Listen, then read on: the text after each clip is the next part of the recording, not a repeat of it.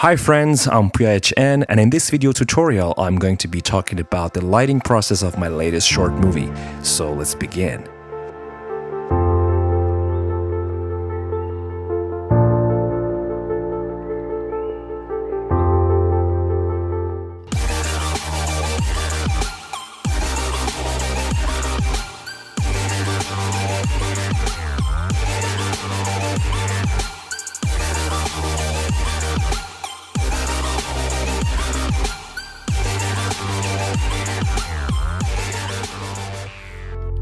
So this short movie is a movie about sports, and as you can see, the first scene was shot inside a boxing gym. Inside the ring, I used the Pavotube 230C, and as you can see here, I've set up my lights on the three corners of the ring, and after that I've added some haze to glue things up. And the results after the haze always satisfies me. Let's take a look.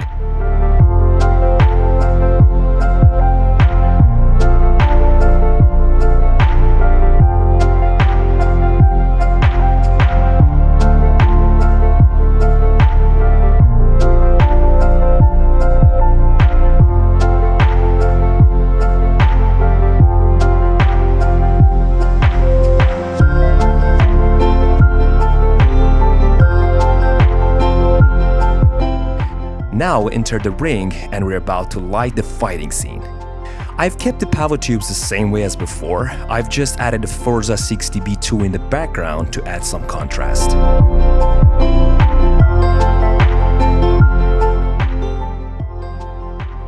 I've also used the Pavotube 26C as the fill light here.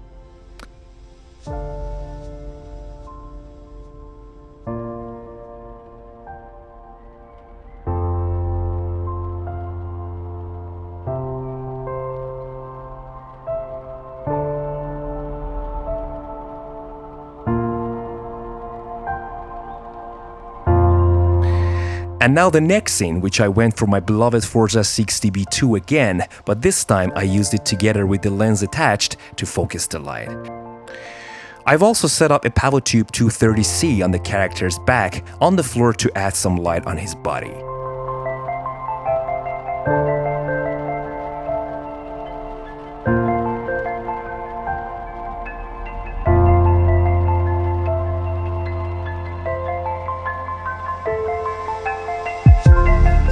You can see the Pavotubes as practicals in the background here.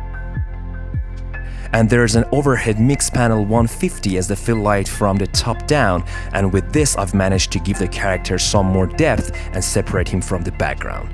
In fact, by separating the character from the background, I wanted to put more focus on the character and draw the attention more towards him.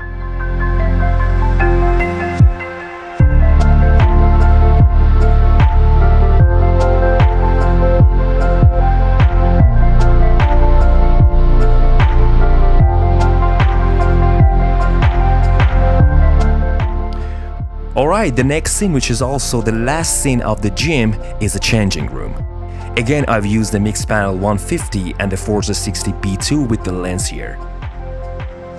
As you can see here, at the end of the corridor, there's a dent which I've used to place and hide the lights and point them from there. With that, I've managed to have less light on the character and make the scene more cinematic. Now let's check out the lights being added one by one and how they affect the scene individually.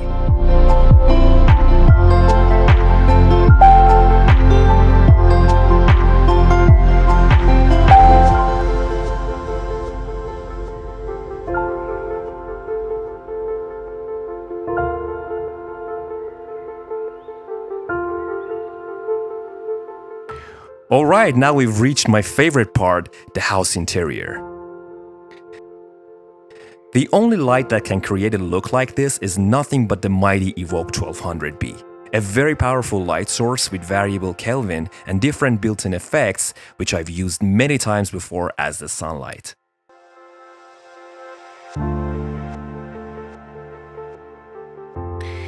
Now let's enter the kitchen. The sunlight is still there, but the available light inside is not much and it's not enough.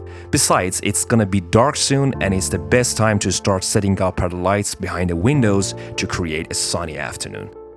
We start with the Evoke 1200B and its beefy Ferner lens. We set it up on the tripod, and by opening and closing the lens, we can adjust the light. On the first window, we put the Evoke 1200B, and on the second window, we put the Forza 720B. The Forza 60B2 is also a great addition to create some sunbeams on the inside. I'll show you later.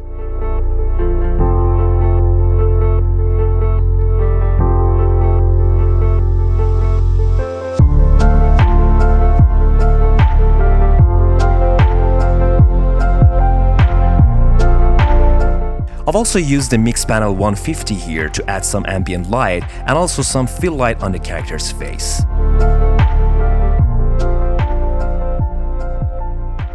And now let's turn on the lights one by one and see how they each play their role here.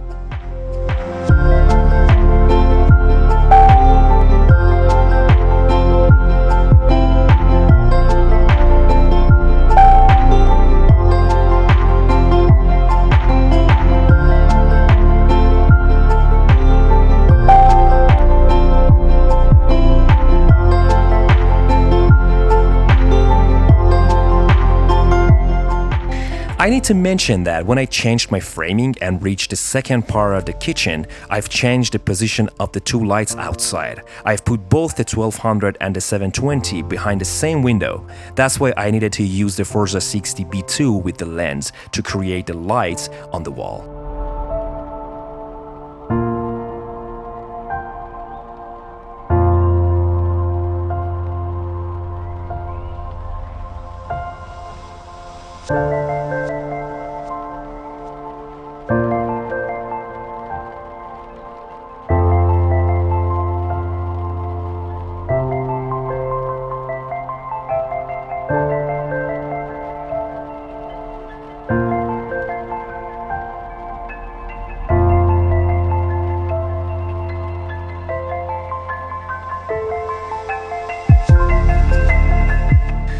Very well, we've reached our final scene. The lighting setup I've used here was quite similar to the previous scene. I've set up all the three lights available behind the same window because it was quite a big window and we needed more coverage. Besides, the curtain on the window was rather thick, hence more needed lights. The curtain though, as thick as it was, helped softening the lights quite a bit, and I like that.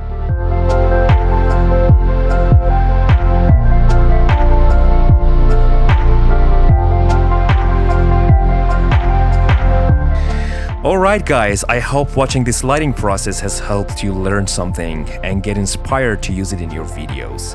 If you like this video, I would very much appreciate it if you could support me and help my channel grow. Take care and I'll see you on the next one.